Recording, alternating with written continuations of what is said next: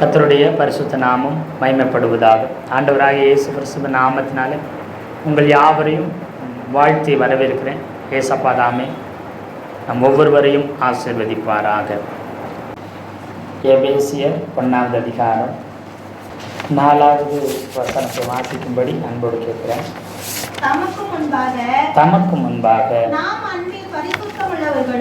அன்பில் பரிசுத்தமுள்ளவர்களும் குற்றம் இல்லாதவர்களாய் இருப்பதற்கு அவர் உலக தோற்றத்திற்கு முன்னே கிறிஸ்துவுக்குள் நம்மை தெரிந்து கொண்டபடியே, கிறிஸ்துவுக்குள்ளாக உலக தோற்றத்துக்கு முன்பதாகவே நம்மை தெரிந்து கொண்டிருக்கிறார். கடந்த வாரம் நாம பிதா எப்படி நம்மை தத்தெடுத்து கொண்டார், அதற்கு முதல் வாரம் இயேசு கிறிஸ்து சிலுவையில் நம்மை பெற்றெடுத்தார்.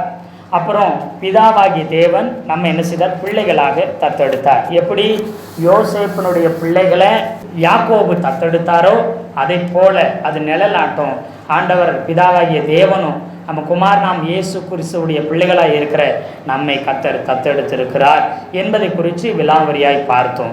பரிசுத்தாவின் அபிஷேகத்தை நமக்கு கொடுத்திருக்கிறார். யாரெல்லாம் பரிசுத்தாவின் அபிஷேகம் பெற்றிருக்கிறோமோ அவங்க எல்லாமே பிதாவினாலே தத்தெடுக்கப்பட்டிருக்கிறோம், அவருடைய பிள்ளைகளாய் இருக்கிறோம். அது மாத்திரமில்லை, அநேக நேரத்தில் நாம நினைக்கிறோம் பிள்ளை என்கிற உணர்வு இல்லாதபடிக்கு ரோமர் 8:15 வாசிங்க. அந்தபடி திரும்பவும் பயப்படுகிறவருக்கு நீங்கள் அடிமைத்தனத்தின் ஆவியை பெறாமல் அப்பா பிதாவே என்று கூப்பிட பண்ணுகிற புத்திர சுவிகார ஆவி அப்போ தத்து எடுப்பின் ஆவியை நாம பெற்றிருக்கிறோம். நாம திரும்ப கடவுளுக்கு, ஆண்டவருக்கு, பிதாவாகிய தேவனுக்கு நாம பயப்பட வேண்டியதில்லை. எப்படி சாத்தானுக்கு அடிமையாய் இருந்தோமோ இப்ப ரட்சிக்கப்பட்ட பின்பு நாம ஆண்டவருக்கு பிள்ளைகளாய் இருக்கிறோம், அடிமைகளாய் இல்லை. அதை நாம தெரிஞ்சுக்கிறோம். எப்பவுமே பிள்ளை என்கிற உணர்வோடு, பிள்ளை என்கிற உரிமையோடு ஆலயத்துக்கு வரும்போதும் நாம செபிக்கும் பொழுதும் பைபிளை படிக்கும் போதும் அவரை துதிக்கும் பொழுதும் எப்பயுமே நான் ஏசப்பாவுடைய பிள்ளை, பிதாவாகிய தேவனுடைய பிள்ளை, மகன் என்கிற உரிமையில வந்து நிற்கணும். அதை விட்டுட்டு நான் தடுமாறிட்டேன், நான் சரியில்லை, நான் தகுதி இல்லை அப்படி நினைச்சு உங்களை நீங்களே காயப்படுத்தணும்னு அவசியம் இல்லை. ஏன்னா தத்தெடுப்பின் ஆவியானவராக நமக்குள்ள பரிசுத்த ஆவியானவர் இருக்கிறார். அநேகர் பிள்ளைகளை தத்தெடுக்கும் போது அரைஞான் கயிறு, பூநூல் அல்லது மோதிரம் அல்லது செயின் அல்லது எதையோ என்ன செய்றாங்க, போட்டு பிள்ளைகளை தத்தெடுக்கிறாங்க. அப்படி பிள்ளைகளை தத்தெடுக்கிறாங்க. ஆனா ஆண்டவர் பிதாவாகிய தேவனும் தத்தெடுக்கும் பொழுது சும்மா நம்மை தத்தெடுக்கவில்லை. நம்ம எப்படி தத்தெடுக்கிறார், தம்முடைய ஆவியை தந்தே என்ன செஞ்சிருக்கிறார், தத்தெடுத்திருக்கிறார் என்பதில் எந்தவித சந்தேகமும் இல்லை. இப்போ நீங்க கவனிச்சு பார்ப்பீங்கன்னு சொன்னா, தத்தெடுப்பின் ஆவியை கொடுத்து பிள்ளையாய் வைத்திருக்கிறார். நாம தாழ்த்துகிறோம் என்கிற பேரில் நிறைய நேரத்தில் நம்மை ஒன்றுமில்லாதவர்களாக, அடிமையாக, ஒரு மண்ணை போல ஒன்றுக்கும் உதவாதவர்கள் என்று நாம நிறைய நேரத்தில் நம்ம என்ன செஞ்சுருக்கிறோம், தவறாய் நினைத்து கொண்டிருக்கிறோம். நம்மை நாமே தவறாய் அற்பமாய் நினைத்து கொண்டிருக்கிறோம். அப்படி நினைக்கிறதுனால தான் உரிமையா போய் நம்மால ஜெபம் பண்ண முடியல, நம்மால கர்த்தரை நோக்கி பார்க்கவே முடியவில்லை. நாம அநேக நேரம் ஜெபிக்க முடியாம, வேதத்தை வாசிக்க முடியாம, அவரை தேட முடியாம போறதுக்கு காரணம் என்ன தெரியுங்களா? ஏன்னா நான் தகுதி இல்லை, நான் பாவி, நான் குற்றவாளின்னு நினைக்கிறோம். தீத்து 2வது அதிகாரம் 15வது வசனத்தை கூட நம்ம வாசிக்க போகிறோம். இவைகளை நீ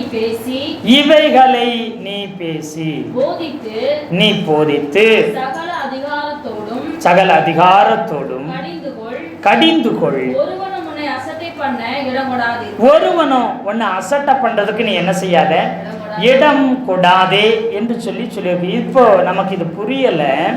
இன்னொரு மொழிபெயர்ப்புல, பொது மொழிபெயர்ப்புல சொல்லும்போது, நீ இவைகளை பற்றி பேசு, நீ முழு அதிகாரத்தோடும் அறிவுறுத்தி கடிந்து கொள், யாரும் உன்னை தாழ்வாக மதிப்பிட இடம் கொடாதே அப்படின்னு தீத்துவுக்கு அப்போஸ்தலனாகிய பவுல் சொல்றாரு. நீ என்ன செய், இவை பற்றியே பேசு, முழு அதிகாரத்தோட அறிவுறுத்து, கடிச்சுக்கோ, யாரும் உன்னை தாழ்வா மதிப்பிடுறதுக்கு இடம் கூடாத. அப்படின்னா என்ன அர்த்தம்? ஏன் நீங்களே உங்களை தாழ்த்திக்கிறீங்க, இவ்வளவு தாழ்வா நினைக்கிறீங்க? எனக்கு அதுக்கெல்லாம் தகுதி இல்லை, நான் ஒன்றுக்கும் தகுதியற்றவன், திராணி இல்லாதவன், எதுக்குள் நாய்க்கு இல்லாதவனே, உங்களை நீங்களே ஏன் தாழ்த்தி கொள்ளுகிறீர்கள்? தாழ்த்துகிறேன் என்கிற பேர்களை உங்களை என்ன செய்யறாங்க? தாழ்வு மனப்பான்மை உங்களுக்குள்ள வந்துகிறது. தாழ்வு மனப்பான்மையை பிசாசானவன் மனிதர்களுக்குள்ள கொண்டு வருகிறான். நான் ஒன்றுமில்லை, நான் கழுத அப்படின்னா, நான் தூசி புழுன்னு நினைச்சா, அப்படி போனீங்கன்னா புழுவை ஆண்டவரால் ஆசீர்வதிக்க முடியாது, ஒரு மண்ணை கத்தரால் ஆசீர்வதிக்க முடியாது, ஒரு தூசி சாம்பலை ஆசீர்வதிக்க முடியாது. கழுதானா ஆண்டவரே, நீங்க கழுத மேலே ஏறி போனீங்களே, அந்த கழுதையை மேலே ஏறி போனது மாதிரி எம்எல்ஏ ஏறி போங்க அப்படியெல்லாம் நாம் சொல்லிக்கிட்டு இருக்கிறோம், அறியாமையில் தாழ்த்துறதுக்காக. கழுதையா கத்த நம்மளை படைக்கலை. கழுதையை அந்த நேரத்துக்கு பவனிக்கு மட்டும்தான் யூஸ் பண்ணார். கழுதை கூட ஆண்டவர் இருந்தார். யாரோடு கூட இருந்தாராம்? ஊழியக்காரர். அதாவது நான் எங்கே இருக்கிறோம் அங்கே என்னுடைய ஊழியக்காரன், நீங்கள்லாம் என்னுடைய சிநேகிதனை அப்போஸ்தலர்களை சொன்னார். நான் எங்கே இருக்கிறேனோ என்னுடைய சிநேகிதரும் என்னுடைய ஊழியக்காரனும் என் கூடயே தான் இருக்கணும், நான் அவங்க கூடவே தான் இருப்பேன்னு சொன்னார். ஆனால் அந்த கழுதையை பார்த்து, ஆஹா கழுதையே, நீ என்னை சுமந்துட்டெல்லாம் போனையே, நீ என் கூடயே தான் நீ இருப்ப, நான் உன் கூடயே தான் இருப்பேன் எனக்கு சொன்னார். அப்போ கழுதைன்னு சொன்னால் கத்த நம்மோடு கூட இருக்க முடியுமா சொல்லுங்க? ஆனால் நம்ம கழுத ஆண்டவரே, எப்படி அந்த கழுதை சுமந்து? கழுதை பொதி சுமைக்கிறதுக்கு தான் லாய்க்கு, வேற ஒன்றுக்கும் அதுக்கு லாய்க்கு கிடையாது. ஒரு சில சொல்லுவாங்க, கழுதையை கொண்டே பேசினேரே, இந்த கழுதையை கொண்டு பேசுங்க ஆண்டவரே. அந்த கழுதை ஒரே ஒரு தடவை தான் பேசிச்சு. அப்படின்னா உன்னை பேச விடாமத்தான் பண்ணணும்னு நினைக்கிறேன். ஆமாவா இல்லையா? நிறைய பேர் தாழ்த்துறேன்னு நினைக்கிறாங்க, தன்னை ரொம்ப தாழ்த்திக்கிறான்னு. அது அப்படி அல்ல. அறியாமையில் தாழ்வு மனப்பான்மை வருது. தாழ்வு மனப்பான்மை ஒருத்தங்களுக்கு என்ன செய்யணும் பார்த்தீங்கன்னா, தாழ்மைனா எவ்வளோ உயர்த்து போனாலும் எவ்வளோ பெரிய ஆளாக இருந்தாலும் சாதாரணமாகவே நடந்துக்குருவாங்க. நான் யார் தெரியுமா, நான் எப்படிப்பட்டவன் தெரியுமா, நான் எங்கேருந்து வந்திருக்கேன் தெரியுமா, நான் எப்படியெல்லாம் பண்ணியிருக்கேன் தெரியுமா, அப்படி ஒரு நாள் சொல்ல மாட்டாங்க. எப்பயும் போல் சாதாரணமாக இருப்பாங்க. அவங்களுக்குள்ள எந்த பெருமையும் இருக்காது. இது தாழ்வு மனப்பான்மை உள்ளவங்க என்ன செய்வாங்கன்னா, ஐயோ அவங்கெல்லாம் வசதியானவங்க, ஐயோ அவங்களாம் ரொம்ப பெரிய ஆளுங்க, அவங்க உடுத்திருக்கிற உடுப்பை பாருங்க, அவங்க வந்து இறங்கின காரை பாருங்க, அவங்க வீட்டை பாருங்க, அவங்ககிட்டெல்லாம் நான் போய் பேச மாட்டேன், அவங்க பக்கத்தில் போய் கூட நான் என்ன செய்ய மாட்டேன், நிற்க மாட்டேன், ஐயோ அதுக்கு நான் தகுதி இல்லைன்ற மாதிரி தாழ்வு மனப்பான்மை. நான்லாம் அவங்க ரேஞ்சுக்கு அவங்க தகுதிக்கு வர முடியாதுன்னு நம்மளை நாமளே ரொம்ப கேவலமாக நாம் நினச்சிக்கிறோம். மற்றவங்க நினைக்கிறாங்களே எல்லாமே நாம் நினைத்துக்கிறது. இப்படி நிறைய நேரத்தில் நாம் என்ன செய்கிறோம்னா, தாழ்த்துக்கிறோம் என்கிற பேரில் நம்மளை நாமளே வேதனைப்படுத்தி கொண்டிருக்கிறோம். ஆண்டவராகிய இயேசு கிறிஸ்து பிதாவாகிய தேவன் நம்மளை புறஜாதியை பார்க்கல, நம்மளை ஒரு இஸ்ரவேல் தேவனுடைய ஜனங்களாய் பார்க்கல, நம்மை எப்படி கர்த்தர் பார்க்கலனா, ஒரு லேவியனா பார்க்கல, ஒரு ஆசாரியனா கூட நம்மளை பார்க்கல, ஒரு பிரதான ஆசாரியனா கூட பார்க்கல. நம்ம எப்படி பார்க்கிறாரு? பிள்ளையாக பார்க்கிறார். இப்போ ஆசரிப்பு கூடாரம் இருக்கிறது. பழைய ஏற்பாட்டில் ஒரு புறஜாதி என்ன செய்யணும்னு சொன்னா, ஆசரிப்பு கூடாரத்திலிருந்து மகா பரிசுத்த ஸ்தலத்திலிருந்து 3000 அடி தள்ளி நிற்கணுமா? எவ்வளவு தள்ளி நிற்கணுமா? மகா பரிசுத்த ஸ்தலம்னா நான் நிற்கிற இடம் மகா பரிசுத்த ஸ்தலம், நீங்க உட்கார்ந்துருக்கிற இடம் பரிசுத்த ஸ்தலம், வெளிப்பகுதி பிரகாரம். இங்க இருந்து 3000 அடி தள்ளித்தான் யார் இருக்கணுமா? புறஜாதியா நிற்கணுமா? அதை தாண்டி வரக்கூடாதான் பழைய ஏற்பாட்டில். அடுத்து பார்த்தீங்கன்னா, ஒரு யூதனாக இருந்தால், இஸ்ரவேல் ஜனங்களாக இருந்தால் 300 அடி தள்ளி நிற்கணும். எவ்வளோ தள்ளி நிற்கணுமா? உடன்படிக்கப்பட்டு மகா பரிசுத்த ஸ்தலத்தை தாண்டி 300 அடியில் நிற்கணும். இது ஒரு லேவியனா ஒரு உடன் ஊழியனா அவங்க இருந்தால் அவங்க 30 அடி தள்ளி நிற்கணும்.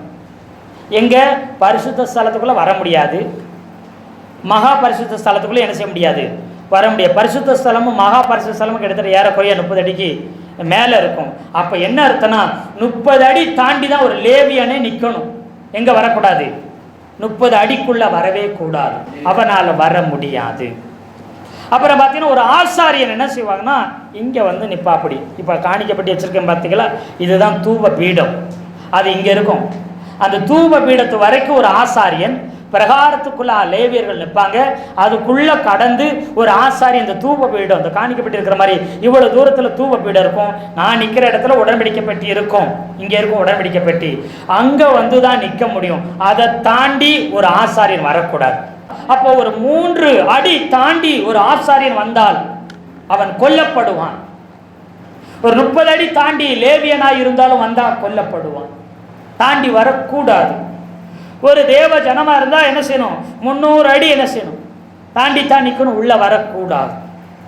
ஒரு புறஜாதி 3000 அடி தாண்டி நிக்கணும். தேவனுடைய பெட்டியை விட்டு தேவனுடைய விட்டு அவ்வளவு தூரத்துல நிக்கணும். இதோ பிரதான ஆசாரியன் சொன்னா இங்க இருந்து உள்ள என்ன செய்வோம்? அப்படி தூப பீடத்தை தாண்டி திரைச்சிலை தாண்டி மகா பரிசுத்த ஸ்தலத்துக்குள்ள வந்து நிப்பாப்படி. உடன்படிக்கை பெட்டி இங்க இருக்கும், அவர் இங்க நிற்பார். 2 அடி தள்ளி நிற்பார். அங்க உடன்படிக்கை பெட்டினா இங்க நிற்பார். 2 அடி தள்ளி மகா பிரதான ஆசாரியனே 2 அடி தள்ளித்தான் நிற்கணும். பிதாவாகிய தேவன் கிருபாசன தண்டையில உடன்படிக்கை பெட்டி மூடியில இறங்கி என்ன செய்வார்? பேசுவார். ஜனங்களோட, ஆசாரியனோட, தீர்க்கதரிசிகளோட பேசுவார். அங்க அப்போ 2 அடி தள்ளி நிற்கணும். இப்ப ஆண்டவராகி இயேசு கிறிஸ்து 3000 அடி தள்ளி நின்ற புறஜாதியாகிய நம்ம அப்படியே கையை பிடிச்சு கூட்டு வந்தாரு. 3000 அடி தாண்டி தான் நான் நிக்கணும், நான் வந்தா கொல்லப்படுவேன், நான் தகுதி இல்லை, நான் பாவி, நான் பாவின்னு சொல்லும்போது உடனே ஆண்டவர் என்ன செய்தாரு? இயேசுநாதர் வந்தாரு, கையை பிடிச்சாரு. வாப்பா நான் கூட இருக்கிறேன் வான்னு சொல்லி கையை பிடிச்சு கூட்டு வந்தாரு. 3000 அடி அப்படியே 2500 2000 அடி, அப்புறம் என்ன செய்யுது? அப்படியே 1000 அடி வருது, அப்படியே 500 அடி வருது, அப்படியே 300 அடி வருது. இஸ்ரவேல் ஜனங்க நிக்கிற இடத்துக்கு போதும், இதுக்கு மேல நான் வரக்கூடாது, இஸ்ரவேல் ஜனங்க தான் இங்க வரணும், இதை தாண்டி நான் வரமாட்டேன்னு சொன்னா இல்ல வா நீ அப்படிங்கிறாரு. கையை பிடிச்சி இயேசுநாதர் கூப்பிட்டு வர்றாரு. இப்ப இதெல்லாம் யூதர்கள் இஸ்ரவேல் ஜனங்களை பாக்குறாங்க. என்னடா இவன் புறஜாதி 3000 அடி தாண்டி இருக்கிறான், 300 அடிக்கு வந்து நிக்கிறான், எல்லாம் பார்க்கலாம். ஆண்டவர் அதெல்லாம் பொருட்படுத்தல. யாரையும் பார்க்காத, எவனையும் பார்க்காத, என்னைய மட்டும் பாரு. அப்படியே கையை பிடிச்ச கூட்டு வர்றாரு. மறுபடியும் 300 அடி 200 அடி ஆகுது, 200 அடி அப்படியே தாண்டி என்ன செய்யுது? 100 அடி ஆகுது, 50 அடி அப்படியே தாண்டி வந்தா லேவியன் 30 அடியில நின்று ஊழியம் செஞ்சுட்டு இருக்கிறான். அவன் பார்க்கறான், டேய் நீ எங்கடா வந்த? எப்படா வரலாம்? வரக்கூடாதா அப்படி அவன் திட்டுறா. அப்படி நீ யாரு? யூதனா? ஃபர்ஸ்ட் லேவியன் கேட்க, இல்ல லேவியன் கிடையாது, நீ யூதனா, இஸ்ரவேல் ஜனமா? இல்ல. அப்படின்னா நீ 300 அடி தாண்டி நிக்கணும். அப்ப நீ யாரு? புறஜாதி. 3000 அடி தாண்டி நில்லு, எப்படி நீ தைரியமா வரலாம்? கேட்டு திட்டுவாங்க, சத்தம் போடுவாங்க. நீ எல்லாம் வந்தையா, சபைக்குள்ள உட்காந்தியா, எஞ்சி போனையா, அதுக்கு தான் லாய்க்கி.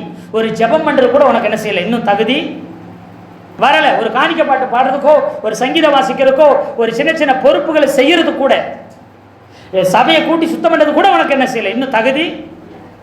எல்லாரும் செஞ்சிட முடியாது. அப்படி எல்லாம் சொல்லி இருக்கலாம். கர்த்தர் பார்த்தாரு 300 அடி, ஆண்டவர் பார்த்தார், பிடிச்சு அப்படியே 30 அடியில கொண்டு வந்து நிப்பாட்டினாரு. உள்ள வந்துட்டோம்.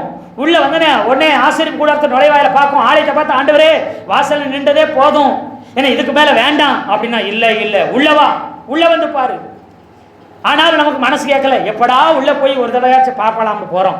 எங்க போறோம்? வெங்கல பலிபீடத்தை பார்க்கிறோம். ஆஹா பலிபீடம் இருக்குது, எவ்வளவு பயங்கரமானது, இதை யாரும் தொடக்கூடாது, இது பரிசுத்தமானது, அப்படியெல்லாம் ஆவலா பார்க்கிறோம். தொட்டு பாருங்கிறார். பலிபீடத்தை தொட்டு பார்க்கிறோம். இதுல எத்தனை பலிகள் ஏறெடுக்கப்பட்டு எத்தனை பேர் பாவங்கள் மன்னிக்கப்பட்டு கொண்டிருக்கு, பாவங்கள் குற்றங்கள் மூடப்பட்டு கொண்டிருக்கிறது. அப்படி பலிபீடத்தை தொட்டு, ஆண்டவரே சோத்திரம் சோத்திரம், பலிபீடத்திற்கு கொம்பெல்லாம் பிடிச்சு பார்த்து சோத்திரம், ஆண்டவரே இது போதும் இது போதும் இது போதும் கத்துனா, ஆண்டவர் என்ன செய்யல, விடல. லேவியன் சமமா கொண்டு வந்து அதோட வா, மறுபடியும் வா, உள்ள தள்ளி கூட்டு போறாரு. அங்கிட்டு போனா லேவியர்களும் ஆசாரிகளும் பலி செலுத்தி கையை கால கழுவுறதுக்கு வெங்கல பலிபீட தொட்டி இருக்குது. அதை பார்த்து, ஆஹா இந்த தொட்டியில இருக்கிற தண்ணியை ஆசாரியனும் லேவியனும் மட்டும்தான் கழுவணும், நான் தொடக்கூட கூடாது. தூரம் வந்து வெங்கல தொட்டியில் இருக்கிற தண்ணியை பார்த்து, அப்பா எப்படி இருக்குது, இதுல ஊழியக்காரங்க தான் தொடணும், அப்படியெல்லாம் பயந்துகிட்டு நிற்கும்போது, டேய் கைகளை கழுவுறது தேவையில்லை, ஏன்னா என் ரத்தத்தாலே ஒன்று என்ன செஞ்சிருக்கிறேன், கழுவி இருக்கிறது சாதாரண தண்ணி தான். தொட்டு பாரு, வெங்கல தொட்டியை பாரு, கடல் தொட்டின்னு பார்க்குறோம், சுற்றி சுற்றி பார்க்குறோம், என்ன அருமையாக இருக்குது, என்ன அழகாக இருக்குது, சோத்திரம் சோத்திரம் சோத்திரம், ஆண்டவரே போதும் ஆண்டவரே போதும் ஆண்டவரே போதும், இதுக்கு மேலே என்னால் தாங்காது போதும் அப்படிங்கிறோம். அப்படி சொல்லிட்டு லைட்டாக எட்டி பார்க்குறோம், அங்கே என்ன ஒரு வாசல் தெரியுது, பரிசுத்த ஸ்தலத்துக்கு வாசல் இருக்குது. வேண்டான்னு சொல்லிக்கிட்டு எங்கே எட்டி பார்க்குறோம், பரிசுத்த ஸ்தலத்தை பார்க்குறோம், உள்ள போகணும் வா அப்படிங்கிறார். இல்லை ஆண்டவரே அங்கே போனாலே அடிக்கப்பட்டுருவேன், நான் தகுதி இல்லை, அவ்வளோதான், நான் செத்து போயிடுவேன், வேண்டாம் ஆசாரியன் தான் போகணும்னு சொல்லிக்கிட்டு இருக்கிறோம்.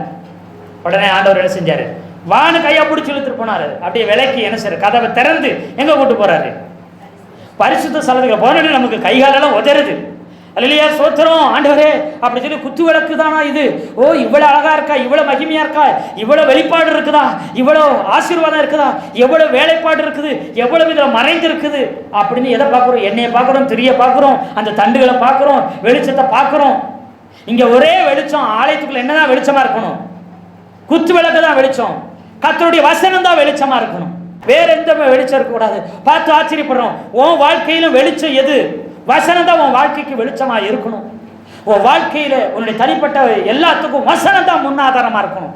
எந்த மனுஷனை பார்க்க கூடாது, எந்த சூழ்நிலையை பார்க்க கூடாது, உன்னுடைய திறமையை பார்க்காத, எதையும் பார்க்காத, வசனத்தை மட்டும் பாரு, அதுதான் உனக்கு வழிகாட்டும், அதுதான் உனக்கு வாழ்வு கொடுக்கும் என்று சொல்லி கொடுக்கிறாரு. தொட்டு பார்க்கறாரு, ஆஹா எப்படி எரியுது, அற்புதமா இருக்குதுன்னு பார்க்கறாரு.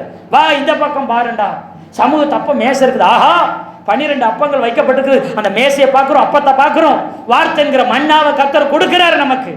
இஸ்ரவேல் ஜனங்களுக்கு அதிகாலையில மட்டும்தான் மன்னா வரும் வனாந்தரத்துல, உங்களுக்கு எனக்கும் எப்பயும் மன்னாங்கிற வார்த்தையை அனுப்பி தருவார், வாக்குத்தத்தத்தை அனுப்பி தருவார். ஆனா அவங்களுக்கு அதிகாலையில மட்டும்தான் மன்னா விழுகும், அதை எடுத்துக்கொள்ளணும், மற்ற நேரம் மன்னா கிடையாது. அப்படி இல்லை பாரு, அப்பத்தை பார்க்கறாங்க, ஜீவாப்பம் நானேங்கிறாரு. நீ சாதாரண சுடப்பட்ட அப்பத்தை பார்த்து ஆஹா ஓஹோ எவ்வளவு பெருசா இருக்குது, எப்படி இருக்குது அப்படி எல்லாம் பெருமை பாராட்டுறையே, நானே உனக்கு அப்பமா இருக்கேன் பாரு அப்படின்னு ஆண்டவர் சொல்லுகிறார். அந்த அப்பத்தை பார்த்து பிரமிக்காத, என்ன பார்த்து பிரமிச்சு பாரு, ஜீவ அப்பா நானு, சாவே இல்லாத வாழ்வை கொடுக்கிற, நித்திய ஜீவனை கொடுக்கிற அப்பமா நான் இருக்கிறேன் அப்படின்னு கர்த்தர் சொல்லுகிறார். அப்படி பார்த்து முடிச்சு அப்படியே நகர்ந்து போனா தூப பீடம் தெரியுது. அங்க தூபம் என்ன செய்யுது, மேல போயிட்டு இருக்கு. ஆஹா சோத்திரம் சோத்திரம் சோத்திரம், என்ன மகிமையா இருக்குது, சாம்பிராணிகளை மற்ற எல்லாத்தையும் போட்டு என்ன செய்யுது, அப்படியே தூபம் கிளம்பி போறது. ஆண்டவரே அதை போய் பார்க்கலாமா அப்படின்னா வா அப்படி சொல்லி கூட்டு போய் தூபம் எடுத்துக்கிட்டு விடுறார். பார், உன் ஜெபம் கேட்கப்படணும்னா, உனக்கு அற்புதம் நடக்குன்னா, உன் பாவம் மன்னிக்கப்படணும்னா, உனக்கு விடுதலை கிடைக்கணும்னா, நீ ஆசாரியனுக்கிட்ட போய், நீ ஊழியக்காரங்கிட்ட போய், நீ பிரதான ஆசாரிகிட்ட போய் எனக்கு பலி செலுத்துங்க, எனக்கு விண்ணப்பம் பண்ணுங்க, எனக்கு வேண்டுதல் செய்யுங்கன்னு என்ன செய்யணும், கேட்கணும், கெஞ்சணும், கியூல நிக்கணும். ஆனா அப்படி இல்லை. இங்கே நீயே உன் ஜெபங்களை விண்ணப்பங்களை எனக்கு ஏறெடுக்கலாம் என் நாமத்தினால. அன்னைக்கு ஊழியக்கார ஆசாரி இல்லாம உன்னால் தனித்து போய் அதை செய்து விட முடியாது. இன்னைக்கு நானே உனக்கு எல்லாமா இருக்கிறேன், அதனால உன் ஜெபம் உன் தூபம் எப்பயும் ஏறெடுக்கப்படும், பயப்பட வேண்டாம் அப்படி சொல்லி தூப பீடத்தை காமிக்கிறார். அவ்வளவுதான் ஆண்டவரே, போதாண்டவரே, இதுக்கு மேல எனக்கு என்ன வேணும் அப்படி சொல்லிக்கிட்டு அங்க ஒரு வாசல் தெரியுது, அப்படி எட்டி பார்க்கிறோம். அங்க ஒரு என்ன தெரியுது, வாசல் தெரியுது. அப்படி பார்த்துட்டு சோத்திரம் சோத்திரம், இதுக்கே நான் இன்னும் உயிரோடு இருக்கிறதே பெரிய புண்ணியம் ஆண்டவரே, பெரிய பாக்கிய ஆண்டவரே, போதும் அப்பா போதும் அப்பா அப்படி சொல்லிட்டு அப்படி சைடு கண்ணால பார்க்கறாரு. வாட மறுபடியும் என்ன செய்யறாரு, திரைச்சிலே அந்த கதவை விலைக்கு எங்க கொண்டு வர்றாரு, மகா பரிசுத்த ஸ்தலத்துக்கு கொண்டு வந்து நிப்பாட்டுறாரு. நிப்பாட்டி இதுதான் உடன்படிக்கை பெட்டி, இதுதான் கிருபாசன தண்டம், இதுதான் தண்டு, இதுக்கெல்லாம் எல்லாம் இருக்குது அப்படின்னு யார் சொல்லி கொடுத்து கொண்டிருக்கிறான், இயேசு கிறிஸ்து சொல்றாரு. ஐயோ பெட்டியை பார்க்க கூடாது, நான் செத்துருவேன், பெட்டியை பார்க்க கூடாதுன்னு நாம் என்ன செய்யறோம், கண்ணை மூடணும். ஏன் கண்ணை மூடுற, நானே கிருபாசனமா இருக்கிறேன், கண்ணை திறந்து வர, நானே உனக்குள்ளதான் இருக்கிறேன், இயேசு எனக்குள்ள இருக்கிறார். இந்த உடன்படிக்கை பெட்டி என்ன, நானே உடன்படிக்கை பெட்டியா இருக்கிறேன், உனக்குள்ள நான் வாசம் செய்றேன், உனக்குள்ள மகா பரிசுத்த ஸ்தலம் இருக்குது, நீ பயப்பட வேண்டியதில்லை, தேவனுடைய ஆவி உனக்குள்ள வாசம் செய்யுது, பயப்படாத பார் அப்படின்னு சொல்லி கொடுக்கிறாரு. அப்புறம் அந்த வேலைப்பாடுகளை பார்க்கிறோம். ஆண்டவரே எவ்வளவு ஆச்சரியம், எவ்வளவு மகிமை. அதனாலதான் சொல்லுது ஒரு வசனம் எபிரேயர்ல, தைரியமாய் கிருபாசன தண்டையை கிட்டி சேர கடவோம் என்று சொல்லி வசனம் சொல்லுகிறது. கிருபாசனம்னா என்ன அர்த்தம், உடன்படிக்கை பெட்டியின் மூடி. எபிரேயர் 4:16 கடைசி வசனத்துல, ஆதலால் நாம் இரக்கத்தை பெறவும் ஏற்ற சமயத்தில் சகாயம் செய்யும் கிருபையை அடையவும் தைரியமாய் எங்க வர்றதுக்கு, உடன்படிக்கை பெட்டியை பார்க்கறதுக்கு, மகா பரிசுத்த ஸ்தலத்துக்குள்ள வர்றதுக்கு எப்படி வாங்க, தைரியமாய் கிருபாசன தண்டையில கிட்டி சேர கடவோம். ஏன்னு சொன்னா 15வது வசனத்துல நம்முடைய பலவீனங்களை குறித்து பரிதவிக்காத பிரதான ஆசாரியர் நமக்கிராமல் எல்லா விதத்திலும் நம்மை போல சோதிக்கப்பட்டும் பாவம் இல்லாதவராய் இருக்கிற பிரதான ஆசாரியரே நமக்கு இருக்கிறார். முன்ன காலத்துல புறஜாதியா இருக்கிற நம்மை குறித்து, நம்முடைய பலவீனங்களை குறித்து பரிதாபப்படுகிற இறக்கப்படுகிற பிரதான ஆசாரியர் ஒரு காலத்துல இல்லாம இருந்திருக்கலாம். ஆனா இன்றைக்கு அப்படி இல்லை. நம்முடைய பலவீனங்களை, நம்முடைய எல்லாவற்றையும் அறிந்து நம்மை போல பாடுபட்டு சோதிக்கப்பட்ட ஆண்டவராய் இயேசு கிறிஸ்து பிரதான ஆசாரியராய் இருக்கிறாரு. அவர் கையை பிடிச்சு தைரியமா நம்மளை கூட்டு வராரு. மகா பரிசுத்த ஸ்தலத்துக்குள்ள என்ன செய்யுங்க, வாங்க. அது எப்படி வரணும்? தைரியமா என்ன செஞ்சிருங்க, வந்துருங்க. இப்போ 3 அடி தூரத்துல, 2 அடி தூரத்துல பிரதான ஆசாரியர் நிற்பாரு. ஆனா ஆண்டவராகி இயேசு கிறிஸ்து இப்ப என்ன பண்றாருன்னா, 2 அடி தள்ளி நிற்க வேண்டியதில்லை. நீ பிரதான ஆசாரியன் இல்லை, அதற்கு மேல நீ என்னோடு கூட என் அருகாமையில எனக்கு சமமாய் என்னுடன் கூட நீ உட்கார வேண்டும் என்று சொல்லி அவரோடு கூட நம்மளை உட்கார வைத்தார். எபேசியர் 2:7. கிறிஸ்து இயேசுவுக்குள் நம்மை அவரோடு கூட எழுப்பி உன்னதங்களிலே அவரோடு கூட உட்காரவும் செய்தாரா, செய்வாரா? செய்தார்னு அர்த்தம். அப்போ யாரோடு கூட உட்கார்ந்துருக்கோம்? இப்போ நம்ம சரீரம் மட்டும்தான், நம்ம உடம்பு மட்டும்தான் இந்த பூமியில இருக்குது.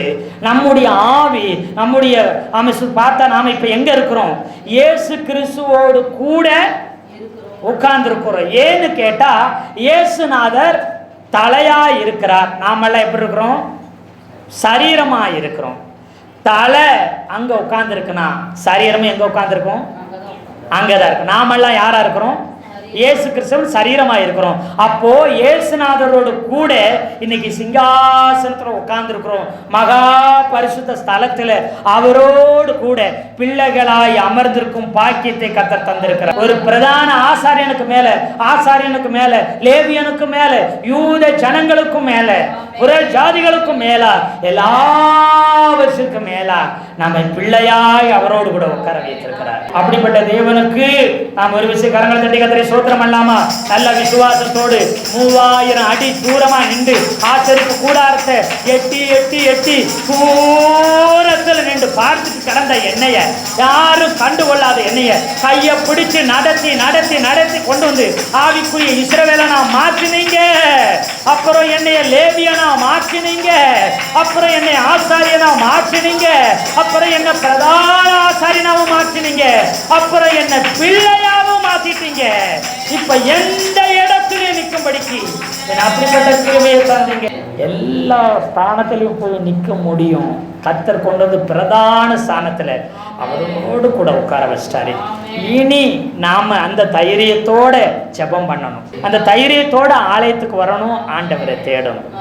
நாம ஜெபம் பண்ணாலும், பைபிள் படிச்சாலும், துதிச்சாலும், சோத்திரம் சொன்னாலும் அந்த உரிமையோடு என்ன செய்யுங்க, பாடி துதிங்க. அப்படி உரிமையோடு வந்து சோத்திரம் சொல்லும் போதே கர்த்தருடைய மகிமை உங்கள் மேல் அளவில்லாமல் இறங்க ஆரம்பிச்சிடும். ஆசீர்வாதம் இறங்க ஆரம்பிச்சிடும். அவருடைய வல்லமை உங்கள் மேல் அளவில்லாமல் ஊற்றப்பட ஆரம்பித்து விடும் என்பதில் எந்தவித சந்தேகமும் இல்லை. அப்போ தாழ்வு மனப்பான்மையை எடுத்து போட்டுட்டு தைரியமாக அவருடைய சமூகத்தில் நாம் என்ன செய்யணும், வரணும். இப்போ பார்த்தீங்கன்னா ரோமர் 8:16-17 வாசிக்கலாம். நாம் தேவனுடைய பிள்ளைகளாய் இருக்கிறோம் என்று ஆவியானவர் தாமே நம்முடைய ஆவியுடனே கூட இருந்தவர் என்ன செய்கிறார், சாட்சி எடுக்கிறார். கடந்த வாரத்தில் இதை பார்த்தோம். நாம தேவனுடைய ஆவியானவர், இவன் ஆண்டவருடைய பிள்ளை, இவன் பிதாவின் பிள்ளை, இவனை தத்தெடுத்திருக்கிறார், இவர் சிலுவையில இயேசுநாதர் பெற்றெடுத்திருக்கிறார், அதற்கு நான் சாட்சி என்று சொல்லி யார் சாட்சி சொல்லுகிறதா? ஆவியானவர் தாமே நம்முடைய ஆவியோடு கூட அவர் சாட்சி சொல்லுகிறார். அப்படி அவர் சாட்சி கொடுத்த பொழுதும், அவர் சாட்சி கொடுக்கிற நேரத்திலையும் நாம பிள்ளைன்னு சொல்றதுக்கு வெட்கப்படுகிறோம். நாம பிள்ளைன்னு சொல்றதுக்கு என்ன செஞ்சுட்டு இருக்கிறோம், தயங்கி கொண்டிருக்கிறோம். எபிரேயர் 2:11 வசனத்தை ஒருவர் வாசிக்கலாம். எப்படியெனில் பரிசுத்தம் செய்யப்படுகிறவரும் ஆகிய ஒருவராலே உண்டாயிருக்கிறார்கள். இது நிமித்தம் சகோதரர் என்று சொல்ல அவர் வெட்கப்படாமல் உம்முடைய நாமத்தை என் சகோதரருக்கு அறிவித்து சபை நடுவே உம்மை துதித்து பாடுவேன். இங்கே என்ன சொல்கிறேன், ஆண்டவராகிய இயேசு கிறிஸ்துவை குறித்து சொல்லப்பட்டிருக்கு. எப்படி எனில் பரிசுத்தம் செய்கிறவரும், யாரு? இயேசுநாதர் தான் பரிசுத்தம் செய்கிறவரும் பரிசுத்தம் செய்யப்படுகிறவருமாகிய யாவரும் ஒருவராலே இயேசு கிறிஸ்துவாலே உண்டாயிருக்கிறார்கள். இது நிமித்தம் அவர், யாரு? இயேசு கிறிஸ்து நம்ம எல்லாம் சகோதரர் என்று சொல்ல அவர் வெட்கப்படவே இல்லையா. ஆனா நாம் என்ன செய்து கொண்டிருக்கிறோமா? வெட்கப்பட்டு கொண்டிருக்கிறோம். இயேசுவின் பிள்ளை என்று சொல்லுகிறதுக்கும் இயேசுவனுடைய சகோதரர் என்று சொல்வதற்கும் பிதாவாகிய தேவனுடைய குமார் என்று சொல்வதற்கும் நாம வெட்கப்பட்டு கொண்டிருக்கிறோம். நாம் யாருடைய பிள்ளைங்க? பிதாவின் பிள்ளைகளும் இயேசுவின் உடன் சுதந்திரருமாய் இருக்கிறோம். அப்ப நம்ம பிள்ளைன்னு அவர் சகோதரன் சொல்றதுக்கு அவர் வெட்கப்படாத பொழுது நாம் ஏன் வெட்கப்பட வேண்டும்? ஒரு சில நேரத்தில் நாம் என்ன நினைக்கிறோம்னா, பிதாவாகிய நாம சரியா இருந்தா, பரிசுத்தமா இருந்தா, நீ என் பையன் என் பிள்ளைன்னு ஏத்துக்குருவாரு. நீ சரியில்லை, போ போ போ போ, நீ சரியில்லை அப்படின்னு அடிச்சு துரத்திடுவாரு. மறுபடி சரியானதுக்கப்புறம் சரி வா அப்படி சொல்லி சேர்த்துக்குருவாரு. சரியில்லாத போல அடிச்சு துரத்துவாரு. ஒரு சிலர் சொல்லுவாங்க, நீ என் பிள்ளையே இல்லைன்னு சொல்லுவாங்க. ஆனா நீங்க எந்த கோர்ட்டுக்கு போனாலும், சுப்ரீம் கோர்ட்டுக்கோ ஹை கோர்ட்டுக்கோ லோக்கல் கோர்ட்டு எந்த ஒரு நீதிமன்றத்துக்கு நீங்க போனாலும் சரி, அங்க போய் கேஸ் கொடுத்தா இவன் என் பிள்ளையே இல்லை அப்படின்னு நீங்க சொன்னாலும் கோர்ட்டு ஏத்துக்கிறாரு. அப்போ உங்க பிள்ளை இல்லைன்னா இவங்களை பெற்றது யாருன்னு தான் கேட்பாங்க. நீங்க பெற்று எடுத்து விட்டாலே பிள்ளைங்கிற உறவை யாராலையும் மாற்றவே முடியாது. பெற்றவங்களாலையும் மாற்ற முடியாது, அப்புறம் யாரால மாற்ற முடியாது? பிள்ளைகளாலையும் மாற்ற முடியாதான். நீங்க பிள்ளை என்கிற உரிமையை பெற்றிருந்தீங்கன்னா அப்போ நீங்க நல்லா நினைச்சுக்குங்க, இந்த ஊர் உலகத்துல உங்களை பெற்றெடுத்த உங்க தாய் தகப்பன் உங்களுக்கு சொத்து பத்து வைக்காம போயிருந்திருக்கலாம். எனக்கு சொத்து இல்லையே, எனக்கு ஆசை இல்லையே என்று சொல்லி நீ ஒரு நாளும் வருத்தப்பட வேண்டிய அவசியமே இல்லை. பிதாவாகிய தேவன் பூமியின் அது நிறவும் அவருடைய சொத்தா இருக்கிறபடினால அத்தனை சொத்துகளும் அத்தனை ஆசீர்வாதங்களும் கர்த்தர் நமக்கு தர போதுமானவராய் இருக்கிறார். ரோமர் 8:17 வாசிக்கலாம். நாம் பிள்ளைகளானால் சுதந்திரராமே. தேவனுடைய சுதந்திரம் கிறிஸ்துவுக்குள் உடன் சுதந்திரர். ஆமென். கிறிஸ்துவுடனே கூட நாம் மகிமைப்படும்படிக்கு அவரோடு கூட பாடுபட்டால் அப்படி ஆகும். இப்போ இந்த வசனம் சொல்லுது, நாம பிள்ளையா இருந்தா நாம் சுதந்திரவாளிகளாகவும் என்ன செய்கிறோம்?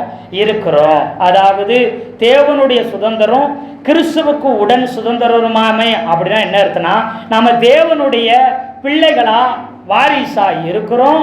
எப்படி தேவனுடைய வாரிசா இருக்கிறோமோ அது போல இயேசுவுக்கும் நாம யாரா இருக்கிறோம்னா பங்காளிகளா இருக்கிறோமா. ஒரு மொழிபெயர்ப்பு சொல்லும் போது பங்காளி என்ன யார சொல்லுவாங்க? பங்கு வாங்குகிறவர்களே பங்காளிகள்னு சொல்லுவாங்க. சொத்துல பங்கு சரி பங்கு யாரு வாங்குறாங்களோ அவங்க தான் யாருங்க? பங்காளிங்க. எல்லாருக்கும் அந்த பங்கு கொடுத்துருவாங்களா? கூட பிறந்தவங்களுக்கு மட்டும்தான் என்ன செய்வாங்க? பங்குகளை கொடுப்பாங்க. நாம யாரும் இயேசுவின் உடன் பிறந்த சுதந்திரவாளிகள், உடன் பிறந்தவர்களும் அவருடைய பங்காளிகளுமாய் இருக்கிறோம். அப்படின்னா என்ன அர்த்தம்? பிதாவாகிய தேவன் ஆண்டவராகிய இயேசு கிறிஸ்துவுக்கு என்னெல்லாம் கொடுத்திருக்கிறாரு அத்தனையும் யாருக்கு கொடுக்கணுமா? நமக்கு கொடுக்கணுமா? அவருடைய பிள்ளைகளா இருக்கிற நமக்கு. அப்போ அவருக்கு என்னெல்லாம் உரிமை இருக்குதோ அத்தனை உரிமை நமக்கு இருக்குது. அவருக்கு என்னெல்லாம் பிதாவாகிய தேவன் குமார் நாம் இயேசுக்கு கொடுத்தாரோ அத்தனையும் நமக்கு தரணும். அதுல ஒன்றும் குறைவுபடாது. ஏன்னா நாம் அவருடைய பிள்ளைகளா இருக்கிறோம். அது மாத்திரமல்ல, உடனே நாம் என்ன நினைக்கிறோம்னு சொன்னா, அப்படி சொன்னோம்னு சரிங்க, நாம தேவனுடைய சுதந்திரமாய் தேவனுடைய வாரிசா நம்ம இருக்கிறோம். இயேசு கிறிஸ்துவுக்கு கொடுக்கப்பட்டிருக்கிற அத்தனை வல்லமைகளும் உரிமைகளும் ஆசீர்வாதங்களும் சரி பங்காய் சரி சமமாய் நமக்கும் உண்டுதான். நாம் இயேசு கிறிஸ்துவின் உடன் பங்காளியா இருக்கிறோம். ஆனா கீழே சொல்லியிருக்கிறேன், கிறிஸ்துவுடனே கூட நாம் மகிமைப்படும்படிக்கு அவரோடு கூட என்ன செய்யணுமா? அவரோடு கூட நான் கஷ்டப்படணும் இருக்குது. அவருடைய பங்கு சரி பங்கு நான் வாங்கணும்னா அவரை போல கஷ்டப்படணும். அவரை போல கஷ்டப்படாம நான் என்னத்தை வாங்க முடியாது? பங்குகளை வாங்க முடியாது. அப்படின்னு நிறைய பேர் சொல்லி கொண்டிருக்கோம். பாடுபடுறதுன்னா அங்கே என்ன பாடுனா, பாடுபடுகிறதுன்னு சொன்னால் என்ன பாடுபடுதல்ன்றே தெரியல நிறைய பேருக்கு. கடன் வாங்கி கஷ்டப்படுவாங்க, அப்புறம் தேவையில்லாத பிரச்சனைகளை நுழைத்து கொண்டு தேவையில்லாத காரியத்தை செஞ்சுக்கிட்டு தேவையில்லாத பிரச்சனைகளை போட்டு கேஸு, ஒரு சில அடிதடி, ஒரு சில கடன், ஒரு சில வியாதிகளை இழுத்து வச்சுக்கிட்டு இவங்களே ஞானமாக இல்லாதபடி கஷ்டங்களை, வியாதிகளை, வறுமையை இழுத்து வச்சுட்டு நான் இயேசுவுக்காக பாடுபடுறேன், ஆண்டவருக்காக கஷ்டங்களை சகிக்கிறேன் அப்படின்னு சொல்லிடுவாங்க தெரியாமல். நாம் உடம்பை சரியாக பார்த்துக்கிறாம வியாதியை இழுத்து வச்சுக்கிட்டு, நாம் உடம்பை சரியாக கவனிக்காமல் பலவீனங்களை கொண்டு வந்துட்டு, நாம் இஷ்டத்துக்கு ஆடம்பரமான காரியங்களை செய்கிறதுக்கு கடன் உடன்களை வாங்கிக்கிட்டு, கடன் வாங்காத பட்சத்தில் நம்ம கடனை வாங்கி வட்டிக்கு வாங்கி கந்துக்கு மேலே கந்து வாங்கி வச்சு நம்ம பாடுகளை கஷ்டங்களை பட்டால் அதனால் பரலோகத்தில் இருக்கிற ஆண்டவர் சந்தோஷப்படுவாரா? அதனால் பரலோகத்துக்கு என்ன ஏதாச்சும் லாபம் இருக்குதா? ஒரு வயசாகும் பிரயோஜனம் இல்லை. சுய இச்சையினால் அநேகர் இழுப்புண்டு கஷ்டப்படுறாங்க. கேட்டா கர்த்தர் என்ன சோதிக்கிறாரு பிரதர் அப்படி சொல்லி தெரியாம பேசிச்சுக்கிறோம். அது பாடு கிடையாது. அந்த பாடுகளால் எந்த பிரயோஜனம் இல்லை. 2 விதமான பாடுகள் இருக்குது. 2 விதமான பாடுகள் இருக்கு கிறிஸ்தவத்தில். ஒன்று, பாவம் சாபங்களை சுமந்து பாடுபட வேண்டும். பாவத்தையும் சாபத்தையும் சுமந்து பாடுபட வேண்டும். அதை ஆண்டவராகிய இயேசு கிறிஸ்து பாடுபட்டு விட்டார். பாவத்தையும் சாபத்தையும் உலகத்தில் உள்ள எல்லா பாவ சாபங்களையெல்லாம் சுமந்து இயேசுநாதர் பாடுகளை அனுபவித்து எல்லா சிலுவையில செய்து முடித்து விட்டார். பழைய ஏற்பாட்டு பரிசுத்தவான்கள் சொல்லுவாங்க, நான் பாவி ஆண்டவரே, என் ஜனங்கள் செய்த பாவமெல்லாம் ஏன் பாவம், என் பட்டணத்தில் செய்யப்படுற பாவமெல்லாம் ஏன் பாவம்னு சொல்லி என்ன செய்வாங்க, பழைய ஏற்பாட்டில் இயேசுவுக்கு நிழலாட்டமாக இருக்கிறதுனால இயேசுநாதர் எல்லா பாவங்களையும் சாபங்களையும் சுமக்கணும். அதுக்கு நிழலாட்டமாக தானியேல் ஜெபம் பண்ணுவார், இனி நாங்கள் பாவம் பண்ணினோம், நாங்கள் அக்கிரமம் பண்ணினோம், நாங்கள் உம்முடைய கட்டளையை மீறினோம் பாரு. அவர் மீறலை. யார் மீறினா? இஸ்ரவேல் ஜனங்க மீறினாங்க. ஜனத்துடைய பாவம் என்னுடைய பாவம்னு சொல்லி ஜெபம் பண்ணினார். நெகேமியாவும் அப்படித்தான் ஜெபம் பண்ணி அழுதார். அதுபோல நானும் போயிட்டு ஆண்டவரே, இந்த என் ஜனத்துடைய பாவம், என் பட்டணத்துடைய பாவம் ஏன் பாவம்னு சொல்லி ஜெபம் பண்ணிடக்கூடாது. புதிய ஏற்பாட்டு அப்படி சொல்லப்படவே இல்லை. ஓம் பாவத்தையே உன்னால் சுமக்க முடியாம எங்க வந்திருக்கிற? சபைக்கு ஆண்டவர்கிட்ட இயேசுகிட்ட ஓடி வந்திருக்க, சிலுவையை நோக்கி இயேசுமனைக்கு ஓடி வந்திருக்கிற. எல்லா பாவமும் ஏன் பாவம் தான் சொல்லிடக்கூடாது. அப்படி சொல்லிட்டீங்கன்னா பிசாசு அதை பிடிச்சுக்கிட்டு நம்ம பாவியாக்கி குற்றப்படுத்துவான். ஏன்னா எல்லா பாவத்தையும் யார் சுமந்துட்டாரு? இயேசுநாதர் சுமந்து தீர்த்துட்டாரு. நாம் அவருடைய பாவங்களை சுமந்து தீர்க்க வேண்டிய அவசியமே இல்லை. அப்போ எப்படி நாம் பாடுபடுறது? இன்னொரு பாடு இருக்குது, நன்மை செய்து பாடு அனுபவிக்கணும். 2வது பாடு என்னது? நன்மை செய்து பாடு அனுபவிக்கணும். இயேசுநாதர் பூமியில உலகத்துல வாழ்ந்த நாட்களிலே அவருக்கு அப்பத்தை கொடுத்தாரு, அப்புறம் பார்த்தா அவங்களுக்கு அற்புதங்களை செய்தாரு, தண்ணீரை திராட்சரசமா மாத்தினாரு, அப்பங்களை பெருக செய்து எல்லாருக்கும் சாப்பாடு கொடுத்தாரு, அப்பளங்களை பிட்டாரு, சீசர்களுக்கு சாப்பாடு என்ன செய்தாரு? கொடுத்தாரு. பிள்ளைகளே வாங்க, எல்லாத்தையும் சுட்டு ரெடியா வச்சிருந்தார், சாப்பிட கூப்பிட்டாரு. சீசர்களுக்கும் ஊழியர்களுக்கும் ஜனங்களுக்கும் அற்புதங்களை செய்தார். ஏழை எளியவருக்கு பணம் காசுகளை கொடுத்து தான தர்மம் பண்ணினார். அதனாலதான் நீ செய்யறது சீக்கிரமா செய்யணும். ஏழை எளியவர்களுக்கு பண்டிகை காலங்களிலே உதவி செய்யறதுக்கு ஆண்டவர் என்ன செய்யறாரு? யூதாசை அனுப்புறாரு. கையில பணம் இருக்குது, யாருக்கோ ஏழை எளியவருக்கு இல்லாதவங்களுக்கு உதவி செய்ய போறான்னு எல்லா சீசர்களும் நினைச்சுக்கிட்டாங்க. அப்ப ஏழை எளியவருக்கு உதவி செஞ்சார், எல்லாம் செய்தார். ஆனாலும் அவர் என்ன செய்தாங்க? சிலுவையில் அறைந்தாங்க, குற்றப்படுத்தினாங்க, காயப்படுத்தினாங்க, பிசாசு பிடித்தவன்னு சொல்லுவாங்க, மதுமான பிரியன் என்று சொன்னாங்க. அவர்கள் தூசித்தார்கள், காரி துப்பினார்கள், துன்பப்படுத்தினார்கள். நன்மை செய்து அவர் என்ன செய்தார்? பாடுகளை அனுபவித்தார். வசனம் சொல்லும்போது எப்படி சொல்லுகிறது? ஒரு மொழிபெயர்ப்புல 8:17, ஏனென்றால் நாம் தேவனின் பிள்ளைகளாக இருக்கிறோம், நாம் சுதந்திரித்துக் கொள்வோம், அதை தேவனிடத்திலிருந்து சுதந்திரித்துக் கொள்ளுவோம். இயேசு எப்படி சுதந்திரித்துக் கொண்டாரோ அதுபோல் சுதந்திரித்துக் கொள்வோம். இயேசு நன்மை செய்து பாடுபட்டதை போல நீங்களும் நன்மை செய்து பாட அனுபவித்து இந்த ஆசீர்வாதத்தை, சுதந்திரத்தை இயேசு அனுபவித்துவது போல பெற்றுக்கொண்டது போல நீங்களும் சுதந்திரித்துக்கோங்கன்னு இருக்குது. இதே ஒரு மொழிபெயர்ப்புல சொல்லுது. இதை நமக்கு தமிழில் நம்மளுடைய மொழிபெயர்ப்பை சொல்லும்போது பொதுவாக மேலாட்டமாக சொல்லியிருக்கு, அதோட விளக்கம் தெரியல.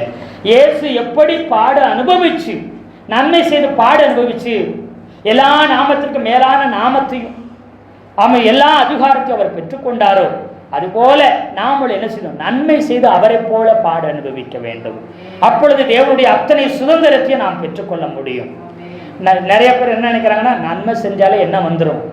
பிரதர், நான் முன்னெல்லாம் ஆரம்பத்தில் நிறைய உதவிகளை நன்மைகள் செஞ்சேன். இப்போ உதவி நன்மையை நான் செய்ய மாட்டேன். ஏன்னா உதவி செஞ்சாதான், நன்மை செஞ்சால் தான் நமக்கு பாடுகளும் பிரச்சனை என்ன செய்யுது. நன்மை செஞ்சால் தானே பிரச்சனை. நான் பாட்டு செய்யாமல் இருந்துட்டேன், எனக்கு என்ன பிரச்சனை வருது. நன்மையை வாங்கிக்கிட்டு நல்லதை பெற்றுக்கிட்டு ஆசீர்வாதத்தை பெற்றுக்கிட்டு என்னவே அவங்க காயப்படுத்துகிறாங்க. அப்படி நாம் நிறைய நேரம் சொல்லுவோம். நிறைய பேர் வேதனையும் பட்டிருப்போம். நன்மை செஞ்சு நன்மை செஞ்சாலே பாடு வரும், அதனால் நான் நல்லதை செய்கிறதே நிறுத்திட்டேன்னு சொல்லுவாங்க. அது மிகவும் தவறானது. நாம் உடன் பங்காளிகளாக இருக்கணும்னு சொன்னால் நாம் நன்மை செய்து தான் ஆக வேண்டும். அதனால் பாடு வந்தால் சந்தோஷமாக ஏற்றுக்கொள்ள வேண்டும். 1 பேதுரு 2:20-21 எப்படியா வசனம் சொல்லுது? நீங்கள் குற்றம் செய்து அடிக்கப்படும் போது பொறுமையோடு சகித்தால் அதனால என்ன உங்களுக்கு கீர்த்தி உண்டு? நீங்கள் நன்மை செய்து பாடுபடும் பொழுது பொறுமையோடு சகித்தால் ஆமா, அது தேவனுக்கு முன்பதாக பிரியமாய் இருக்கும். எதற்காக? நன்மை செஞ்சு பாட அனுபவிக்கிறதுக்காக மட்டும்தான் நாம் அழைக்கப்பட்டிருக்கிறோம். ஏனெனில் அவர் நமக்காக பாடுபட்டார். நாம் எல்லாம் அவருடைய அடிச்சுவடை பின்பற்றி வரும்படிக்கு ஒரு முன் மாதிரியை அவர் காண்பித்து வாழ்ந்து விட்டு போயிருக்கிறார். அவருடைய மாதிரியில அவரை போலவே நம்ம நன்மை செய்து பாடுபட வேணும். ஏன்னா இயேசு கிறிஸ்துவுக்குள்ள நற்கிரியை செய்யும்படிக்கே நாம என்ன செய்யப்பட்டிருக்கோம்? உண்டாக்கப்பட்டிருக்கிறோம். அப்படியே அழைக்கப்பட்டிருக்கிறோம். அவரை போல வாழ்ந்து நன்மை செய்து பாடுகளை அனுபவிக்கணும். தயவு செய்து நீங்க நன்மை செஞ்சு பாடு வந்தா கர்த்தருக்கு நன்றி சொல்லுங்க. நீங்க தேவனுடைய பிள்ளைகளாகவும் தேவனுடைய வாரிசாகவும் இயேசு கிறிஸ்துவின் உடன் பங்காளிகளுமாய் இருக்கிறீங்க. அதனால ஒரு நாள் ஒருபோதும் நீங்க கஷ்டப்பட வேண்டியதே இல்லை. நீங்க செய்ய வேண்டிய நன்மைகளை தொடர்ந்து செய்யுங்க. அப்பதான் இயேசுவின் உடன் பங்காளிகளா நாம் இருக்க முடியும். ரோமர் 8:18 ஆதலால் இக்காலத்து பாடுகள் இனி வெளிப்படப்படும் மகிமைக்கு ஆமா, இந்த பாடு பிரச்சனை வரப்போற மகிமைக்கு, மேன்மைக்கு, உயர்வுக்கு, ஆசீர்வாதத்துக்கு, கணத்துக்கு, பேருக்கு, புகழுக்கு இதெல்லாம் ஈடே கிடையாது. நாம நினைச்சிட்டோம் இக்காலத்து பாடுகள்னா இந்த பூமியில வாழும்போது இருக்கிற பாடு பரலோகத்தில் கிடைக்கிற அவார்டுக்கு என்ன செய்யலையா, இணை இல்லைன்னு நினைச்சிட்டோம். ஆனா நாங்க அப்படி சொல்லலை. இப்ப நன்மை செஞ்சு இப்ப பாடுபட்டீங்கன்னா இனி சீக்கிரத்துல உங்களுக்கு மகிமை, மேன்மை, உயர்வு, புகழ்ச்சி, கணம், உயர்வு என்ன நினைப்பது வரப்போகுது. அதை பார்க்கும்போது ஆஹா, இதெல்லாம் ஒரு பாடு இல்லை. யோசேப்புக்கு இக்காலத்து பாடுன்னு சொல்லியிருந்தா, எக்காலத்து பாடு? அப்பா விட்டு அடிமையா போன காலத்தான் பாடுகள். அந்த அடிமையா வாழ்ந்த காலத்துல, சிறைச்சாலையில் வாழ்ந்த காலத்தினுடைய பாடு, அவன் சிங்காசனத்துல போய் உட்காரும் போது இந்த கஷ்டத்தையும் அந்த சிங்காசன உயர்வும் பார்த்தா இந்த பாடு பிரச்சனை அந்த கால் தூசி கூட என்ன செய்யல. ஒரு ராஜா, ஒரு பேரரசர், ஒரு சக்கரவர்த்தி பல நாடுகளை ஆட்சி செய்யறவருக்கும் வலதுகரமா இருக்கிறாரு. பல நாடுகள் யாருக்கு மண்டியிடுது? யோசேப்புக்கு மண்டியிடுது. அப்ப நினைக்கிறான், நான் அன்னைக்கு பட்ட பாடெல்லாம் ஒரு பாடே இல்லை, அவர் கொடுத்த உயர்வு மேன்மைக்கு இது ஒரு பாடே. அடுத்த வசனத்தை வாசிக்கலாம். மேலும் தேவனுடைய புத்திர வெளிப்படுகிறதற்கு சிருஷ்டியானது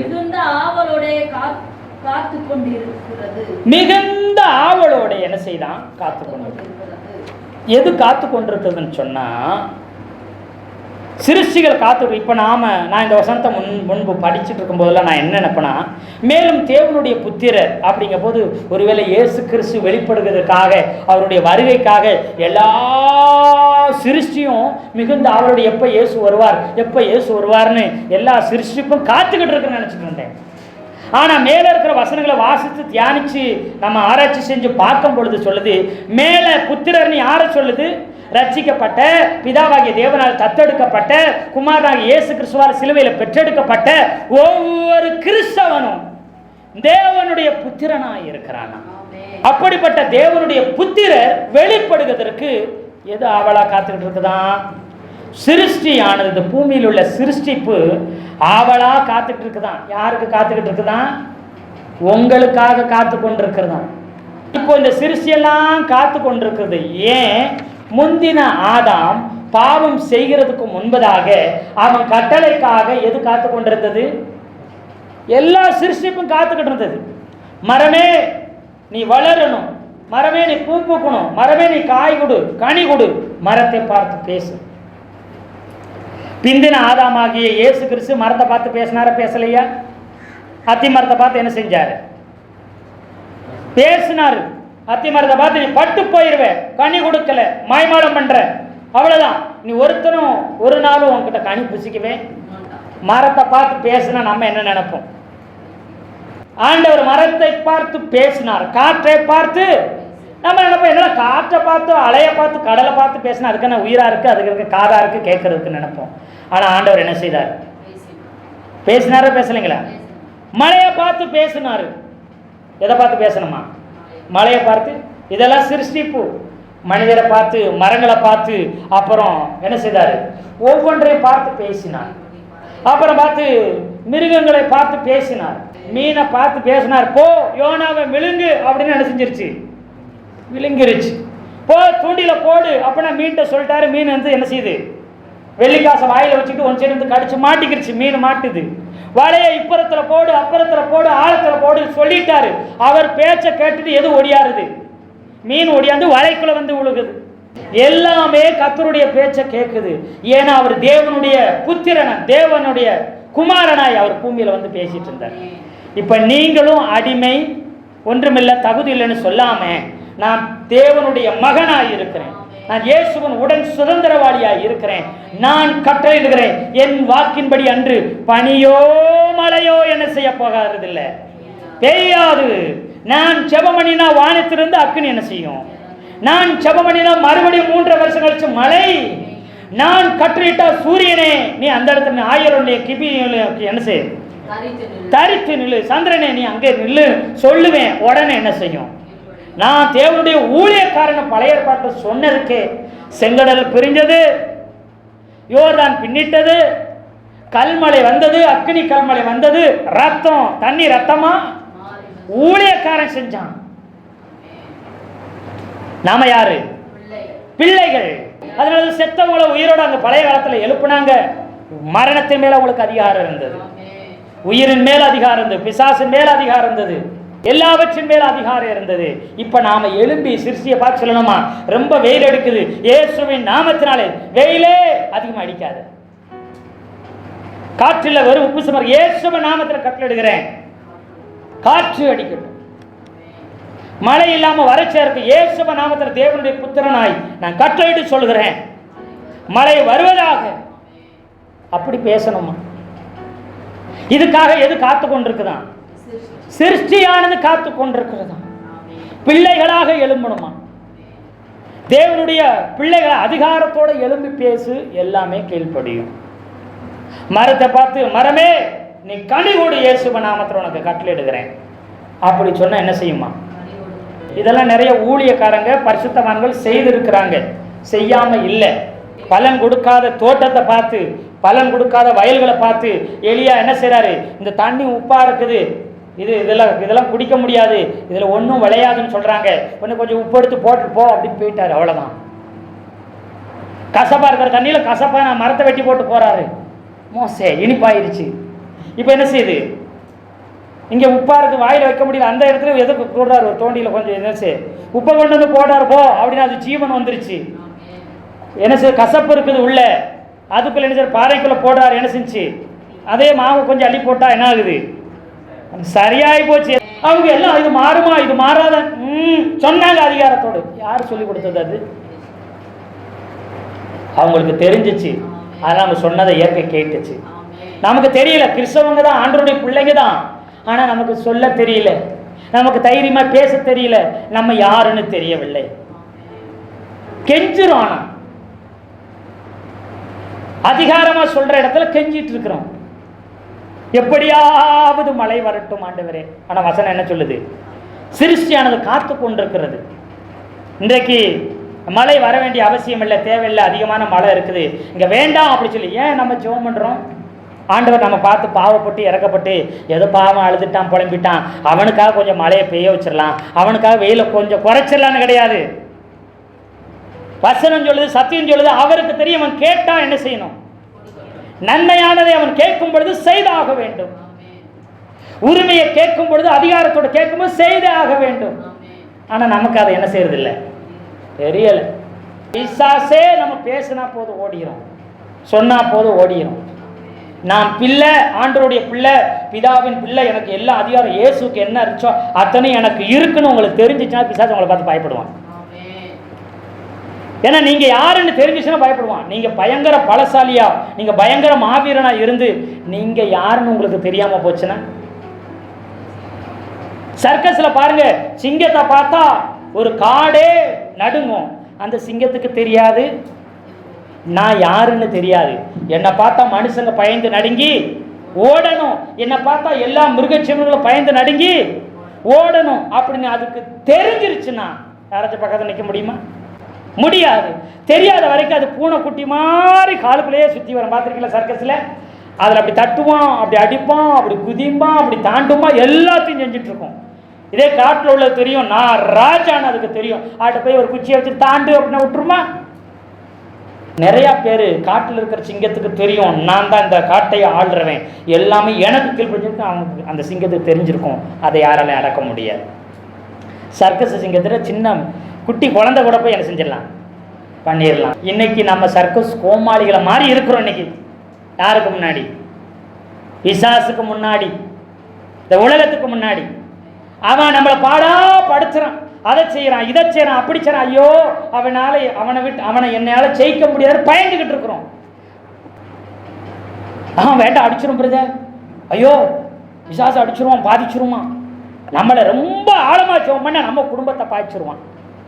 ரொம்ப ஆண்டவர் நெருங்கினாலே நமக்கு சோதனையை கொண்டு வந்துருவான். இப்ப யாருக்கு பயந்துட்டு இருக்கிறோம்? இந்த சர்க்கஸ்காரனுக்கு அந்த சிங்கம் பயந்து நடுங்கிற மாதிரி,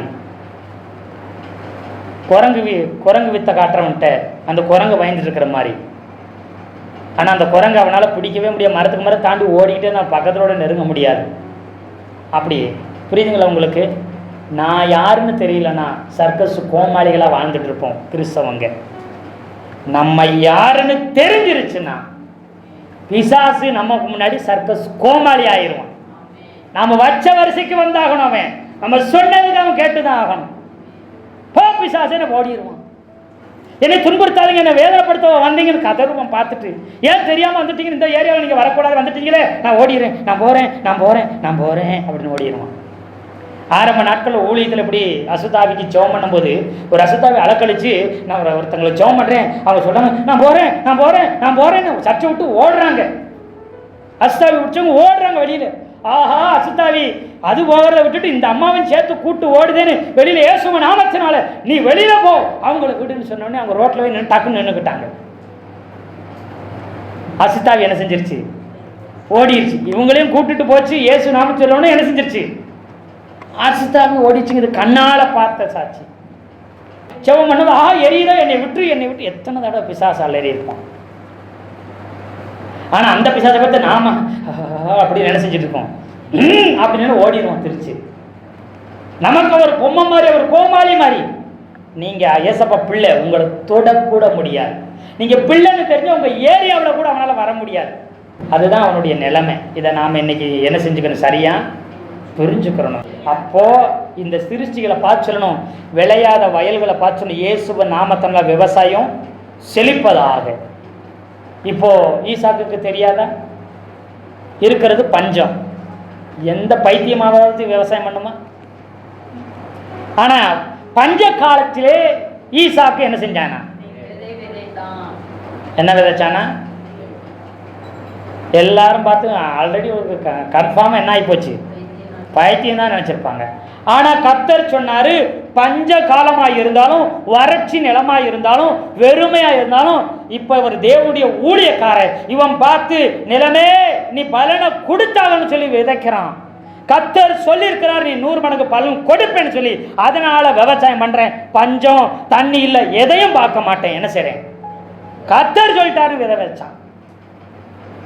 100 மடங்கு என்ன செஞ்சு? பஞ்சம்னு பார்த்து விவசாயம் பண்ணாலும் பட்னி எடுத்து செத்தான். அப்போ நிலைமையை பார்க்கக்கூடாது, மாத்துகிற அதிகாரம் உங்களுக்கு இருக்குது. வறட்சியை மாற்ற முடியும், பஞ்சத்தை மாற்ற முடியும், ஆமை சோதரி, இயற்கை இடர்பாடுகளை உங்களால் கட்டளையிட முடியும். அந்த அதிகாரம் உங்களுக்கு இருக்குது. எத்தனையோ பரிசுத்தவான்கள் ஜெபம் பண்ணி இருக்கிறாங்க. ஆண்டவரே, என்னால் பல கிலோமீட்டர் நான் ஊழியத்துக்கு போறேன், எனக்கு எந்த வசதியும் இல்லை, காடு மேடுகள் வனாந்திர மாதிரி இருக்குது, என்னால் கடந்து போய் ஆத்மாக்களை ஆதாயம் பண்ண ஊழியம் செய்ய என்னால் முடியல, ஒரு மேகத்தை கட்டளையிட மாட்டீரா? இஸ்ரவேல் ஜனங்களுக்கு மேகத்தை கட்டளையிட்டீரே, அப்ப எனக்கு மேகத்தை கட்டளையிட மாட்டீரான்னு கேட்ட உடனே அவருக்கு மேல ஒரு மேகம் வந்துருச்சான். அப்புறம் அவர் ஊழியத்துக்கு போகிற நாட்கள், அவர் ஆசீர்வதிக்கப்பட்டு அவர் வசதியா போகிற வரைக்கும் அந்த மேகம் அவர் எங்க போனாலும் அவர் கூட வருமா? வெயில் கால பகல் காலத்துல. நான் யாருன்னு உங்களுக்கு தெரிஞ்சிருச்சுன்னா பிசாசு ஓடிடும், வறுமை ஓடிடும், சாபம் ஓடிடும், கடன் ஓடிடும், கண்ணீர் ஓடிடும். நான் யாரு? ஆள பிறந்தவன், வாழ பிறந்தவன், ஆசீர்வதிக்க பிறந்தவன், கொடுக்க பிறந்தவன், கட்டளையிட பிறந்தவன், கை கட்டுறதுக்கு அல்ல, தலை குனியறதுக்கு, தலை நிமிர்ந்து நடக்கிறதுக்கு அழைச்சிருக்கிறார். நான் பிள்ளை. இது தெரிஞ்சதுனால பழைய ஏற்பாட்டு பரிசுத்தவான்கள் ராஜா கிட்ட போய் யாராச்சும் கெஞ்சி இருக்கிறாங்களா? ஊழியக்காரன் எலியாவோ எலிசாவோ ராஜாவே நான் தெரியாம பேசினு கெஞ்சி இருக்கிறாங்களா? ராஜாக்களும் யார்கிட்ட போய் மண்டிட்டாங்க? நாட்டை ஆண்டவர்களும் எலிசா கிட்ட போய் மண்டியிட வேண்டியதா இருந்தது. எலியா போய் எலிசாட்ட போய் வியாதிப்பட்டு படுத்த படிக்க கிடக்கிறாரு. ஐயோ, பக்கத்து நாட்டுக்காரன் வந்துட்டானே, நான் என்ன செய்ய போறேன்னு தீர்க்க தரிசிட்டு ஓடுனா அவர் இப்பயே அப்பேன்னு சாக கிடக்கிறாரு. அவர் இந்த அம்பை பிடி, இந்த வில்லை எடு, எனக்கு வில்லை எடுத்து அம்பை பொறுத்து அடி, ஓங்கி அடி, தரையில் அடிங்கிறாரு. அவன் 3 தடவை அடிக்கிறான். நீ 3 தடவை தான் முறியடிப்ப அப்படிங்கிறாரு. சாக போற நேரத்தையும் சொல்லிட்டு செத்து போயிட்டார். அவர் எழுத்துக்கிட்டு சாக போற கடைசி நிமிஷத்துல அவர் தீர்க்க தரிசனம் உரைக்கிறாரு. கடைசி நிமிஷத்துல அவருக்கு கர்த்தருடைய வார்த்தை வெளிப்படுது, வல்லமை வெளிப்படுது, சித்தம் வெளிப்படுது, செத்தால எலும்புல இருந்து ஜீவன் வெளிப்படுது. இதெல்லாம் உங்களுக்கு தெரிந்திருந்தா அப்போ எலிசாவுக்கு நடந்துச்சு. ஒருவேளை நாம மறித்து அடக்கம் பண்ணப்பட்டால் கூட நம்முடைய கல்லறையிலிருந்து கூட கர்த்தருடைய வல்லமை நிச்சயமா வெளிப்படும். நீங்க விசுவாசிச்சா நிச்சயமா வெளிப்படும். அந்த எலிசாவுக்கு வெளிப்பட்டு செல்லவா கர்த்தர் அற்புதங்கள் செய்வார். நான் பிள்ளை அப்படிங்கிறத நீங்க என்ன செஞ்சுக்கிறணும்? புரிந்து கொண்டா, உணர்ந்து கொண்டா, எல்லாமே உங்களுக்காகத்தான் காத்துக்கிட்டு இருக்குது உங்க கட்டளையை செய்யறதுக்கு. நீங்க வறுமையை பார்த்து, வெறுமையை பார்த்து, கண்ணீரை பார்த்து, குறைவை பார்த்து, சோதனைகளை பார்த்து, வேதனைகளை பார்த்து, பட்டணத்தில் நடக்கிற தேசத்தில் இருக்கிற அக்கிரமங்களை பார்த்து இயேசுவின் நாமத்தில் என்ன செய்யணும்? அதிகாரத்தோடு கட்டளையிட்டீங்கன்னா அந்த கிரியைகள் எல்லாம் அழிந்து போகும். பிள்ளைகளாய் எழும்புங்க. நீங்க பாவம் செய்யாம வாழணும்னா ஒரே ஒரு காரணம்னா, நான் ஏசப்பாவுடைய பிள்ளை, நான் பிதாவின் பிள்ளைன்னு தெரிஞ்சா உங்க வாழ்க்கையில் என்ன வராது? பாவம் செய்ய உங்களால முடியாது. அதெல்லாம் வசனம் இருக்குது பின்னாடி, அதை பார்க்க முடியாது. ஏன்னு சொன்னா, தேவனால் பிறந்தவனே பொல்லாங்கர் அவனை என்ன செய்ய முடியாது?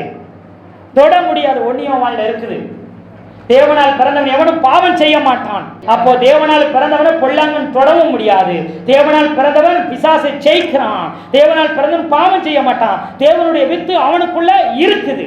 அதனால அவனால் பாவமே செய்ய முடியாது. ஏன்னா மனுஷகுமாரன், தேவகுமாரன் பிசாசின் கிரியைகளை அழிக்க வந்தார்.